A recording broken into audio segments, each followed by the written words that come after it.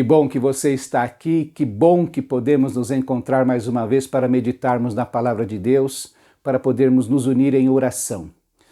Como sempre, e antes de tudo, quero lembrar da nossa agenda permanente de oração. Nós estamos num momento todo especial, que são as eleições no Brasil. Eu quero pedir para que você concentre a sua oração neste aspecto. Nós precisamos orar pela nossa nação e essa talvez seja, neste momento, a forma mais importante de manifestar o nosso amor pela pátria onde vivemos. Mesmo que as situações sejam muito complicadas, difíceis, não sejam aquilo que nós desejávamos, nós devemos orar, porque esse é um mandamento bíblico, uma orientação do apóstolo Paulo para que oremos por todas as autoridades. Então eu quero convidar você a dobrar os seus joelhos, a crer que Deus tem propósitos, que a história não caminha solta, como se estivesse ao acaso, que o nosso Deus é o Senhor da história. Então ore a Ele.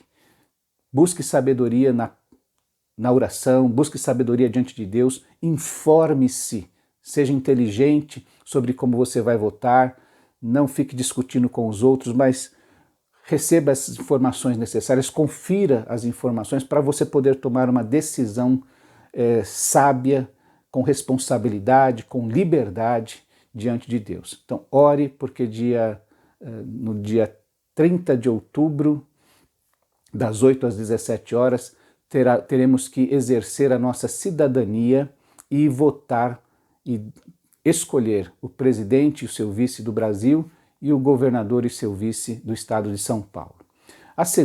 O segundo motivo de oração da nossa agenda permanente são os nossos irmãos que estão enfrentando lutas, enfermidades, precisam fazer exames, tratamentos, precisamos orar por eles. Peça para que Deus coloque as mãos curadoras, peça para que Deus use os meios para que possa trazer a bênção, a cura sobre a vida destas pessoas. Ore pelos familiares daqueles que estão doentes. Nós temos crianças que precisam da oração. Precisamos orar pelos pais, pelos avós, pelos tios, que sofrem junto com isso. Não estão sofrendo, às vezes, uma questão física, mas sofrem emocionalmente. Há aquela luta, porque nada mais complicado que você ver um ente, alguém que você ama muito, sofrendo.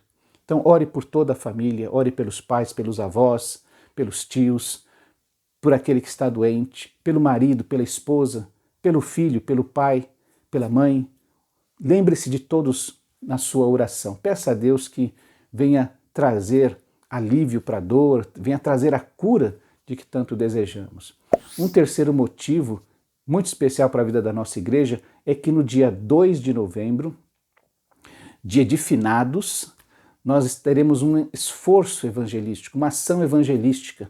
Nossa igreja estará ali no cemitério São Pedro, distribuindo a palavra de Deus, compartilhando o evangelho com as pessoas. E nós estamos convocando você para, desde já, estar em oração, pedindo a Deus que prepare corações, que prepare o nosso coração, que incendeie o nosso coração na propagação da sua palavra, mas que também tenhamos a sabedoria de falar às pessoas certas, que Ele prepare o momento, tanto para a nossa vida como para a vida daqueles que irão receber a palavra. Então, temos 3 motivos. Lembre-se de orar pelo nosso país e pelas eleições. Lembre-se de orar pelos nossos irmãos que estão enfermos, sofrendo e que precisam da nossa oração, toda a sua família. E terceiro, lembre-se de orar por este esforço evangelístico. Vamos às pessoas dizer aquilo que Jesus afirmou com tanta veemência. Quem beber da água que eu lhe der, jamais terá sede. Que mensagem maravilhosa para compartilhar com pessoas num momento de luto, num momento tão difícil, depois da pandemia, e que as pessoas ainda têm tantas lembranças tão frescas, tão próximas de si.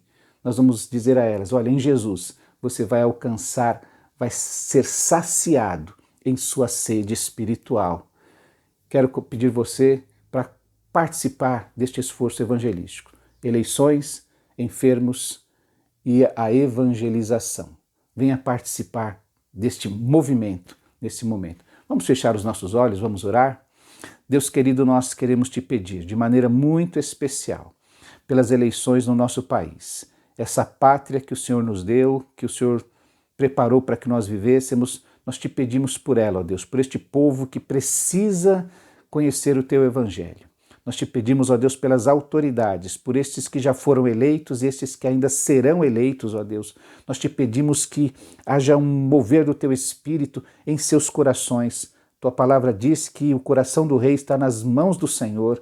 Então nós cremos que apesar de toda malignidade que possa haver no coração de um ser humano, inclusive do rei, inclusive dos governantes, o Senhor ainda é poderoso para mover a nação, mover esses corações, estas mentes, ó Deus, para trazer bênção sobre aqueles que te buscam. sobre aqueles que necessitam de Ti, ó Deus. Nós te pedimos então para nós sabedoria, discernimento, capacidade, ó Deus, de fazer uma escolha digna, uma escolha livre, uma escolha responsável, ó Deus. Nós também te pedimos, ó Deus, pelos nossos irmãos que estão sofrendo neste instante, que passam por enfermidades, tratamentos, pelas dúvidas, ó Deus, dos exames. Ó Deus querido, ilumina os médicos, pelos medicamentos, pelos tratamentos, pelas estruturas do hospital, ó Deus, pelo pessoal do hospital, ó Deus, que em tudo, aqueles que te buscam, aqueles que confiam em Ti, possam experimentar, ó Deus, sentir plenamente o Teu cuidado, a Tua companhia em todo este processo. Ó Deus querido, ministra paz ao coração daqueles que estão enfermos, também daqueles que são cuidadores, dos seus familiares mais próximos, ó Deus, que eles também sejam cuidados por Ti, que eles também sintam, ó Deus, a Tua presença, a Tua companhia, a Tua direção sobre todas as coisas.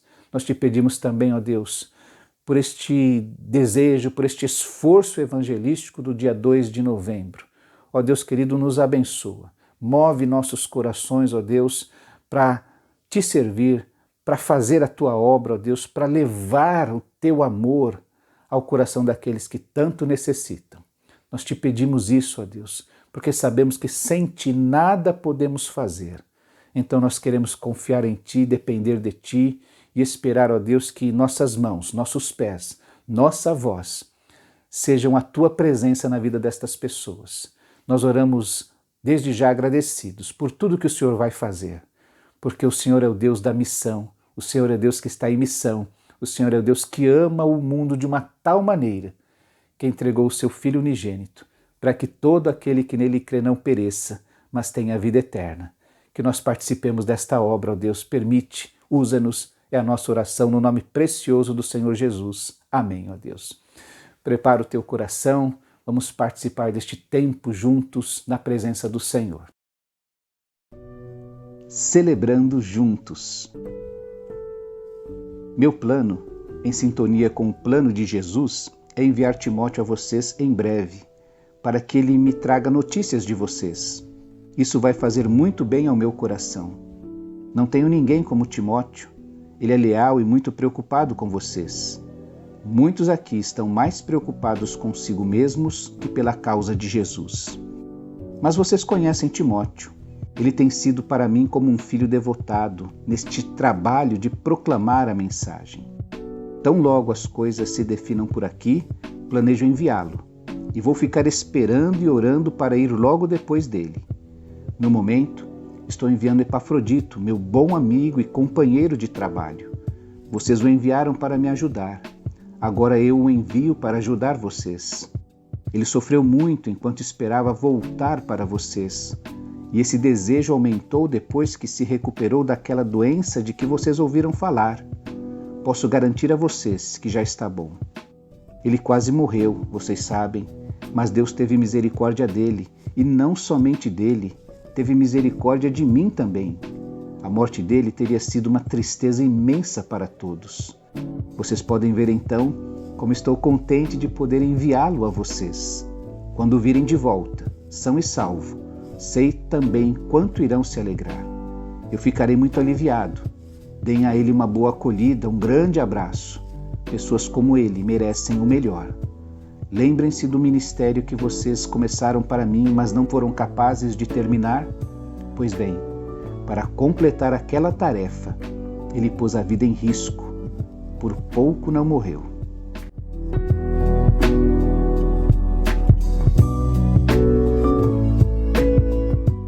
Graça sustentadora.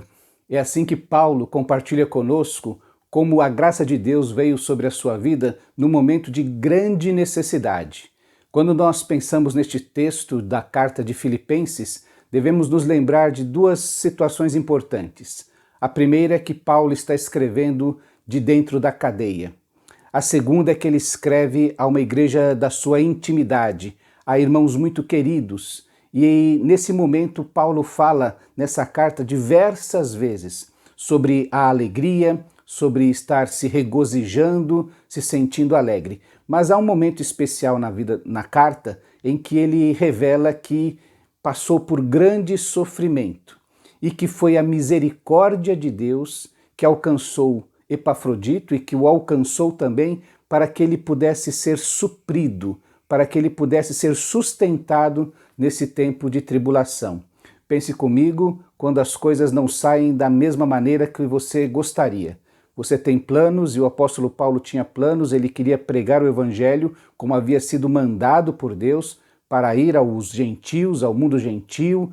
Ele revela que tinha o anseio de pregar até a Espanha e agora, neste momento, ele está preso. Ele está impedido de fazer aquilo para o qual ele foi comissionado, para realizar os sonhos que ele tinha no seu coração, e ele tem um problema para poder fazer isso. E mais problema que isso, além de estar preso, impedido, frustrado com relação aos seus sonhos, ele tem em Epafrodito uma outra situação, um outro tipo de sofrimento. Epafrodito é alguém que foi enviado pela igreja de Filipos para levar e para trazer uma oferta para o apóstolo Paulo naquele momento em que ele está preso. Paulo revela então que Epafrodito se esforçou para chegar até ele, encontrá-lo, supri-lo de toda a necessidade, mas que Epafrodito ficou doente. E ficou doente até quase a morte, passou muito mal. E aí você pensa então no apóstolo Paulo já tendo que conviver com a sua prisão, com a sua frustração, com o sofrimento tanto espiritual que ele vai falar no capítulo 1, quando ele percebe pessoas pregando o evangelho por disputa para causar sofrimento a ele. Ele fala de diversos tipos de sofrimento, aqueles irmãos que pregam heresias no meio do povo de Deus, o sofrimento físico por estar impedido de poder sair e fazer a sua obra. Existem várias coisas que envolvem o coração do apóstolo Paulo e ele está sofrendo, que podemos chamar de sofrimento sobre a sua vida. Mas o duro é quando você parece que tem sofrimento sobre sofrimento, como ele vai falar. Então, há vários aspectos que envolvem o sofrimento nas várias dimensões do ser humano, fisicamente, emocionalmente, espiritualmente. Tudo isso o apóstolo Paulo revela nestas palavras ou nessa carta, que ele está envolvido nisso e que isso tudo causa ansiedade, a sua angústia, a sua indignação por tantas coisas que estão acontecendo. Mas como eu disse, aí vem sofrimento sobre sofrimento. É o que ele revela quando ele pensa em Epafrodito. A doença de Epafrodito, que é um irmão querido, cooperador, amigo, irmão trabalhador na obra, que foi enviado pela igreja de Filipos, este homem fica doente.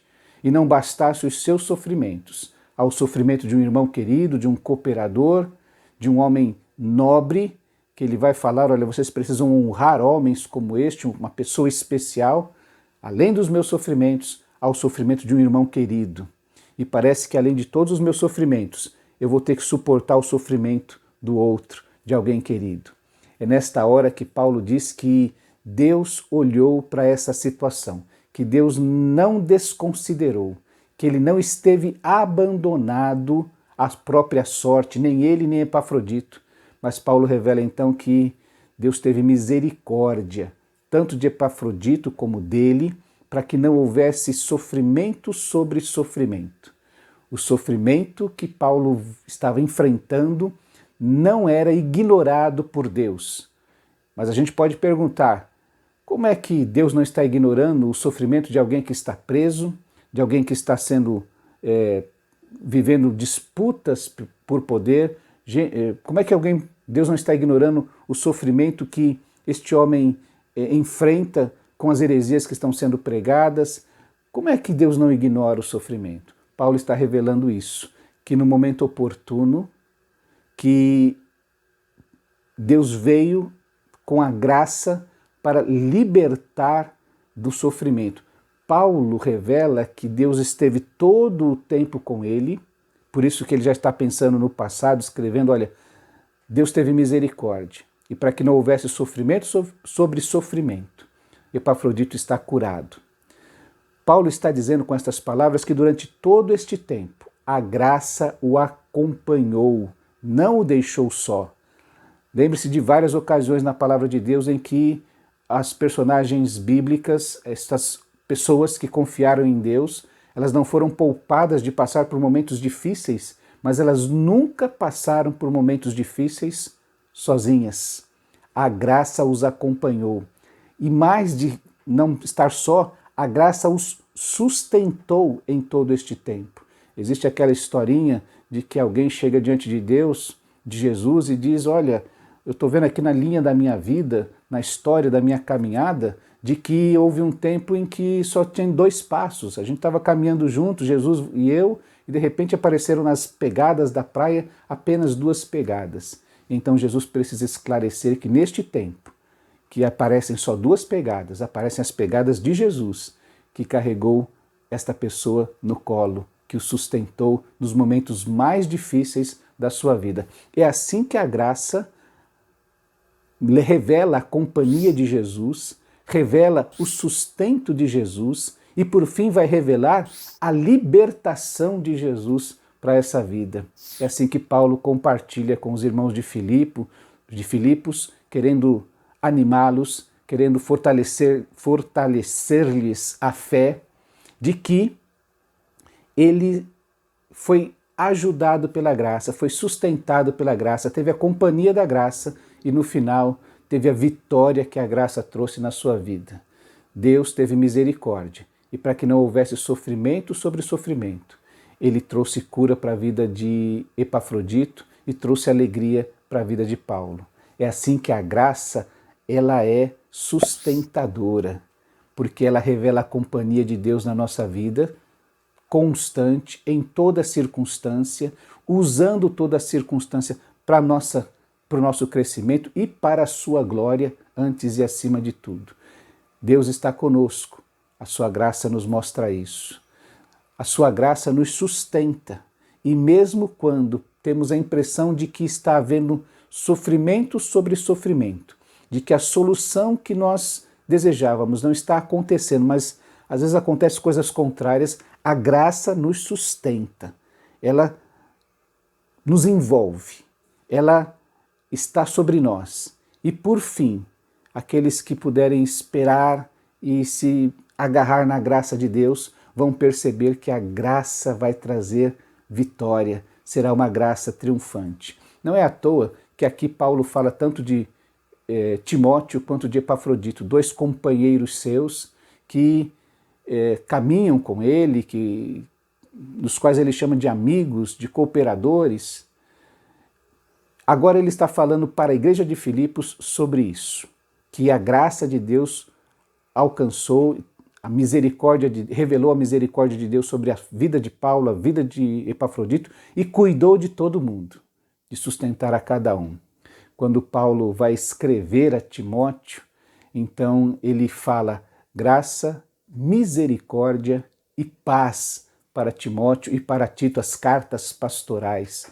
Para as igrejas ele pede graça e paz, mas para estes homens específicos que estão servindo no ministério, ele pede graça, misericórdia e paz. Essa graça, esta misericórdia, esta paz que alcança e sustenta no momento mais difícil. Graça que revela a companhia de Deus, graça que revela o sustento de Deus e graça que revela a vitória de Deus sobre a sua vida. Que haja esta graça na sua vida, graça que sustenta você em todo o tempo. Que Deus te abençoe e até a próxima quarta-feira. Vamos orar? Pai querido, nós louvamos o teu nome, porque nos momentos mais difíceis da nossa vida podemos contar com a tua graça sobre a nossa vida. Nós te pedimos nesta hora, ó Deus, por aqueles que precisam desta graça neste instante, por aqueles que têm a impressão de que está havendo sofrimento sobre sofrimento. Ó Deus querido, vai alcançá-los, vai envolvê-los com a tua graça, ó Deus, de tal maneira que eles possam perceber a tua companhia, o teu sustento e manter a fé firme de que a tua graça vai conduzi-los em triunfo, vai trazer vitória sobre a sua vida. Nós oramos pedindo isso a Deus, no nome precioso e poderoso do Senhor Jesus Cristo, nosso amado Senhor e Salvador. Amém. Até nosso próximo encontro.